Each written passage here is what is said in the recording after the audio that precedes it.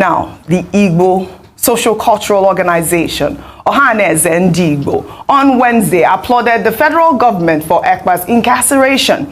In a statement by the deputy president of the group, the development underscores the Igbo people's resolute opposition to armed struggle under the guise of Biafra agitation. The group stated that they unequivocally condemn terrorism in all its forms and reject any deviation from non-violent self-determination principles, adding that the Igbo nation stands united for peace and constructive dialogue. I mean, this group have stated that, Ekpa's arrest will mitigate insecurity in the southeast. They commended the National Security Advisor, Nuhu Ribadu, the Chief of Defense Staff, General Christopher Musa, for their efforts in fighting terror in the region. The Finnish court, Rufai, found Ekpa guilty of using his social media to urge his followers to commit crimes. He was also found guilty of supplying groups with weapons and explosives while also promoting violence on the ground in Nigeria from where he was in Finland. I'd like to take some reactions to that comment from the Igbo social cultural group Ohaneze Ndigbo. This person, Naji, wrote on X that this is not a federal government of Nigeria case. It's between Finland and Simon Ekpa. No one needs to commend Nigeria government for it. I completely disagree with that tweet. Well, Araba described the deputy president as fraudulent. He wrote, "How can this fraudulent person claim to be speaking for the Ohaneze with no challenge? Which government or which federal government did that? Why did they allow the guy to wreak havoc in the southeast before going after him? Is it not shameful that this case concluded speedily," which is a huge conversation, while the other one in Nigeria moves like snail? Your thoughts on those comments? I mean, okay. What are your terror has no place in society. And anybody that supports and condemns and condones terror, like Simon Ekpa did, I totally condemn them. Because I feel terror is not the solution to the problems of the Southeast. Are there cases of marginalization against the Southeast? Yes, like we always say, the Civil War never ended. Honestly, and it's true. Because after Gowon declared no victor, no vanquish, there's still a lot that needs to be done for the Southeast that has not been done. I will still see this clear marginalization. And it's this marginalization that makes people like Simon Ekpa have a voice in the first place. At some point, it was Ralph Wazirike, Nnamdi Kanu, all of them. The common thread is marginalization, which I think the government should fix. And that's why I said the first process in doing that is settling the Nnamdi Kanu case. And so that we start restoring sanity to the Southeast region. Because if we restore it, then development will come. But I totally condemn everything Simon Ekpa did do at that point in time. But I think, and I disagree with that too, like you said, the federal government has to be commended because the federal government did make overtures. But Finland did say, okay, yes, we are, we're a sovereign nation, we're going to deal with this. And IPOB also did go against, some, what's it called, Ekpa, a lot. And in fact, they did come out openly to pronounce that they're not in support of what he was doing. So that's settled. I think another case I would like to talk about is this. You see, the kind of democracy we run in Nigeria is a hypocritical democracy. It's a demonstration of grace. And Dr. Bali, you made a valid point that in the Constitution, yes, the police, the Nigerian police force, which says we all take, instruction from the commander-in-chief, that only applies when the Governor Institute is not aligned with the federal government. We have also seen police in the states being used, and federal police in the state being used to be able to go against oppositions of governors in that same states. When they are doing it, the state governor is in charge. You know why? Because it's probably alignment with the central government then. But when it comes to cases of insecurity in the states, and is not probably aligned with the central government, then he starts to cry. Because that time, the central government will not give him all the support he gets. So I think also the case of the politicization of the central government in the case of insecurity is the big problem. Coming back to what Dauda was saying, and I think this is the thread what Dauda was saying.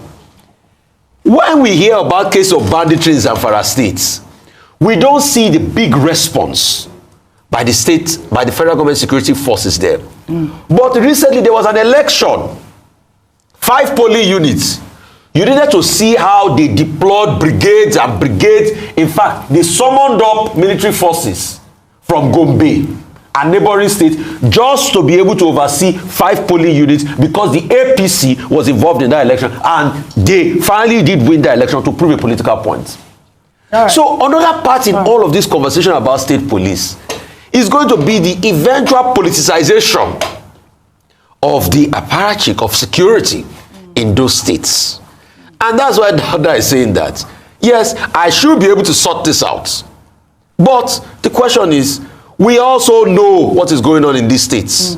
The politicization, because in one breath, you want to go ahead and flush the bandits. Yeah. The bandits are also valuable during election period. What are the solutions? What are the solutions? Number one solution will be this. Just 2 seconds. Have a state police that is totally independent. And in fact, even having a state police is overflowed because there is almost no states. Most of the states in this country and most of the regions have some sort of architecture of state police.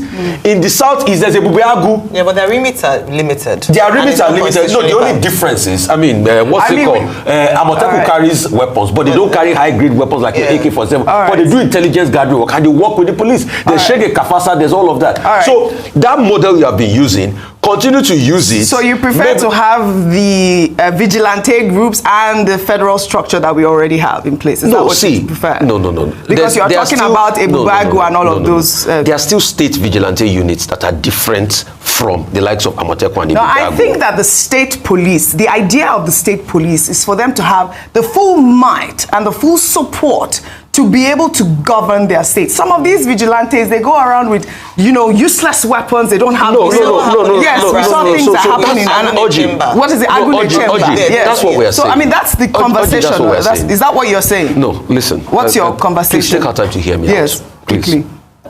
You have those vigilante units that are spread across the country. In fact, there's a National Vigilante Association. Yeah. That's separate.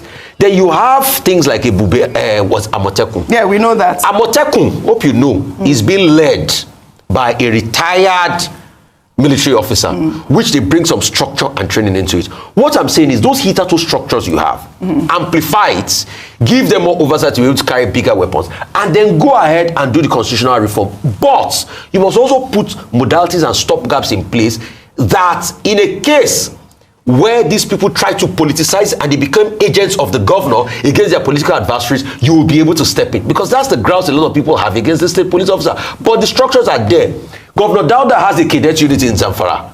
The other day, we showed on TV when Benue launched their own. Almost everybody have their own. All right. But it's just out to... Lagos even has a neighborhood watch of some sort. Okay. We'll take another story now. Let me just say, the leading, most visible authority on state police in Nigeria at the moment, there are other scholars on this subject, but the leading authority is Professor Kemi Rotimi of the Department of History, Obafemi Awolowo University. He has written a book, The Police in a Federal State, the Nigerian Experience. I hope we'll get an opportunity to engage with him at some point. His main conclusion is that state police is not new. We have had it before in this country, and it can work without necessarily being politicized. Absolutely, well said. So guys, I'm sure you guys have listened to what Rufai of Arise TV, have to say concerning Simon Ekpa's case.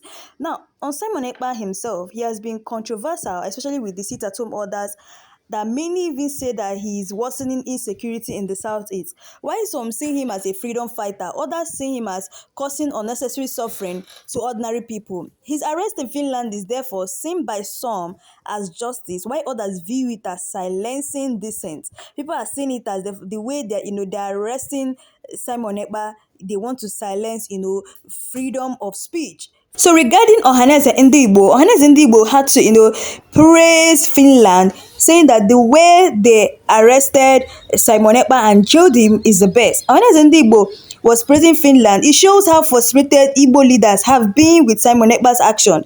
It also reflects a divide, which is Igbo leadership versus online and foreign agitators. This is a big statement because Ohaneze rarely comments foreign governments on such issues. So people were surprised when they heard that Ohaneze Ndigbo came out and was praising Finland government for, arresting and jailing Simon Ekpa. Now, Rufai and Ojy, they have been talking about it. They tend to bring a human angle, highlighting how people in the southeast have suffered because of Simon Ekpa's order.